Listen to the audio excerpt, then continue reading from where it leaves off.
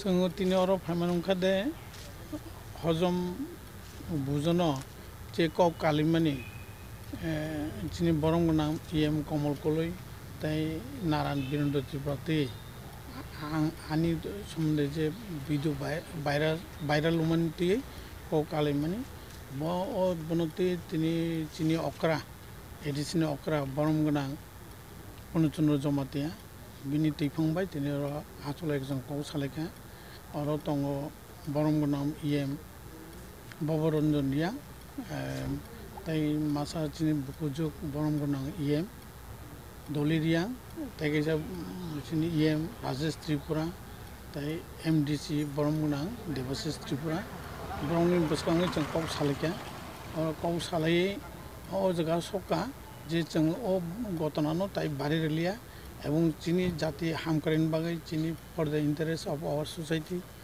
of our peoples for the development of our society and for peace and harmony bagai जों बनो गाहाम खाय ताई लौरुलिया बनो अरम मथांलायसिनाय एवं बरम गोनां कमल कलै बतिनि तंजने तंमानि बिनि फ्री सिडल कैसे प्रोग्राम तमन बागै भविष्य दय माथांगा बिन बागै एवं ताई कैसा डेट खायजाका 1 तारीख नवंबर और कैसा ताई जे बातानि अनरेम ती प्रोग्राम खायजानाय ओ दिनो ताई उन दफने बरो बतंनाय विशेष कर मलसमबाय मुरासिं नाय ताई त्रिपुरा तीनटा दफाती और बरो एकटा प्रोग्राम खाने ओ प्रोग्राम बरम गोना कमल कलबो तंनाय आंबो फायनाय और जा अनलाइन माने जों दुइजननि मध्य जे मिस आन्डारस्टेन्डिं और न फायनाय एवं ब CEM कक साखलायखा एवं खाकायो जों बनो ताई लौरुलिया तिनि त्रिपुरा सा दखान बा खाम बागै एवं जों बनो ताई अरन पायानानै खा चंग दं एवं आशा खालायो जेतु CEM बनो दं हागा अरन पायनाय सार बेथाया संमो आं साना मोजों खाजे नों आपनि जे सामानि ओ आनि ते जे भिडिअ भाइराल माने आबो के ओ भिडिअ भाइराल खायमान के कोनो खा खामजागनाय ना खा बायनाय ना केबुनि मुङै खरसासने मुङै हामियाखै भाइराल खायजाका नों कक सागा र आनि नाव निचो आनि प्रेस मीट नुखना प्रेस मीट दे आं सागा जे पूरा गतना आं इ जगाव ताव आर कतालखाय साखाय बहु आलोचित चर्चित विषय एवं त्रिपुरा साराव विशेष करा जत नुजाक बनो आं कतालखाय साना थांगे ताव ककबो कतालखाय नखरनाय आं बनो खागाय जों त्रिपुरा सा दफाने डेभलपमेन्ट बागै पीस एंड हार्मनी शांति सम्प्रति रक्षण बागै अकोरनो ताई कतालखाय अंगनानै नायलिया खामानि तो नग आनि प्रेस मीट आं डिटेल साका मन कतालखाय ताई खुजानानै मुजिया जों कथानानै नायो दफा बाय दफा ताई त्रिपुरा सानि हामकरेन नायो बिनि बागै जों कसाम कोन खुसाय ताई कतालखाय माने सम्पर्क हामियावनान मुचुगिया ओंखाय जे पहिला नभेम्बर न कायसा पान्दांनाय सामानि आरो गोबां मा बसने लोकर फायनो माने आबोके तामनो तै पान्दांनायसो औ जे नि बाता रनानि अनारेम रनानि ससियेल नि जे ब्राव समाजपति रनानि कक सामानि ब्रा आइफोर खायनाय आइफोर बरम गोनां कमल कलिबो तंनाय बे जोंबो फायदि जों तंनाय आरो मालायलाय बबना बना आइफोर माने आरो कथालिने बति CEM बिनि इच्छा एवं बबनो उद्योग नाहारि दं अब प्लेस रंना ठिकाना र बजा और नाय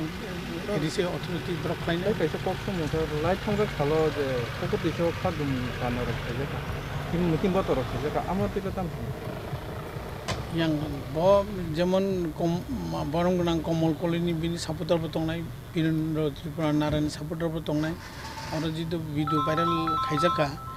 बिनि बागै सरायराव खादुखा बो खादुमन बागै न बरक बिनि खूब प्रकाश खायगा बो स्वाभाविक स्वतःस्फूर्त जे किउ बरक खायमानो ताबो बो आनो कुटु दङ अनेक हामिया हामिया सावै हयतो कमल कलिन बो कुटु दङ ओ हामिया हामिया सावै ओ जगा तो बो जनसाधारण खायमानि आं खायमिया और मिया बो निनि अनेक एकजन अपोजिशन लिडार नाव नुखना बराबो सबो बो बई खायमानि आं स्क्रिप्ट कायफिनो खायनाय आनो जेमन कतो बनबो कतो आनो हामजानायबो दं बनबो हामजानाय दं बो सेस करे बायथा कक तो मोजां कक पाइथान बेखौ गोसाना मोसौ मोजांखौ चीनी जे तंगमानी त्रिपुरा राज्य जत त्रिपुरा कक सानाय रावनो जों साना मुसुगो जों आरो दफा दफा हामजालाया उन्नयन मुसु जायगा जों हामजालायनानै मुसुगो एवं जारा चीनी दफा जे तंगनाय बराव चीनी दफा बा बुनी दफा बा तंगनाय राव जाते चीनी शांति सम्प्रति रक्षा मा खायनाय जों कथालाय मा तंगनाय तमान बा जों त्रिपुरा सा हामक्रायनायनानै बागै शांति सम्प्रति रक्षा खायनानै बागै चीनी उन्नयन खायनानै बागै आरो कथालाय मा तंगनाय आरो आनी बिरनो त्रिपुरानि स्वार्थ जड़ित या कमलगुरनि स्वार्थ जड़ित या जों अजगाव निजिनि स्वार्थ भाव त्यागखाय जों त्रिपुरानि स्वार्थे मा कथालायनाय आनी जत्त ताकु बुकुनर कइमुं एवं आनी जारा त्रिपुरा दफानि बरन बां सागलायो जों जेहेतु पजिटिव वेटे चले दङ नाव अजगाव खाता खामदि जों गाहाम गोनखाय फायनाय ने आं खाखायो एवं अजगाव जोंनि बरं गोनां CEM ब जे उद्योग नाहाका जों बन बेलाय हामजामारो बिनि उद्योग न एवं जों बिनि र सहयोगिता खालायनाय कोअपारेसन जों खालायनाय सनो सार नर पुला नभेम्बर ओ कथालाय मुंनो ग्यासक फेबो बय दाबक सजरा अब हाय सिल जालाय मुं सालाय मुं था ग्यासक तंनायना ब आं नुनो ताइसिं साका जे सिसालाय माने ब बरक तो त्रिपुरा जो जों त्रिपुरा साबसे 12-13 लाख उन्नाय ब्लेन सुबन काइसन बुखौ थांनार मा ओ जगाव बय और हापाये चीनी बुमङै त्रिपुरा या ब त्रिपुरा सावै ओ ताइ कैसा दफान कुटुंनाय ओ कसामा जे ताइ कैसा हापाये फैक्ट बुमङै कुटुंनाय सनो वालेरना नाय अनेक ननि मिडिया मुदे नका कियो एक्सप्लेनेशन खायो उमती उनाय उमती साजाक हाय साजाक आनबो प्रश्न खालायका आं किन्तु ओकर और खुसना नाया आंबो उत्तर मानो जे भिडियोनि एनालाइसिस न किन्तु अबते हाय एनालाइसिस आंबो एक्सप्लेनेशन खाय ताइ कथालायमु दंला आं बिन बागै ओकर साना मुसुया मूल कथाम काने जों जिनि त्रिपुरा सा दफाजना हामनान बागै शांति कथालाय तंनान बागै जिनि हामक्राय माने उन्नयन खायनान बागै डेभलपमेंट खायनान सारते जों मा कथालायनाय ब निनि आनी बड़ प्रश्नया जिनि दफान से बड़ प्रश्न जिनि सोसाइटी से बड़ प्रश्न और आं किसा केसे नुका कमल कलिसा केसे नुका बड़ कया जों आं द पुलेन सिमेना आनी क आं हार जुरखाय साजां नोंबो प्रेस मीट खालाय किसा साखलाय दि बस असुसै ब कुनो र क्षमा मुहूर्ते लक्षण अब न मानसा सानर पुला नभेम्बर ननि कथालाय मुंनो लोकरं बस कांग फुनुकाय बेलाय जावाना ब नों आं बेपारिया निचय उनाय तामुया तनायबा चुमुनायो कथारतो आं तो न आनी प्रेस मीट नुकना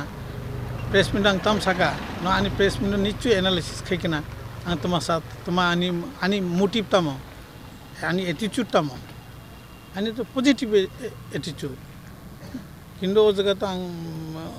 आनी एटीट्यूड आं फुनुय दं ओ जगह ताइ कतालखाय कौ सुनानैया एवं ओ कौरनो बार संगे आं ओ चर्चित नमंगा साकाय सुदु ओ गुचु खेंगे मनाम से नखनाय तब आंबो कारिमानो मनाम बबो कारिमानाय किन्तु बया जिनि दफान बागै जों काम मा खालायनाय सनो हामबाय।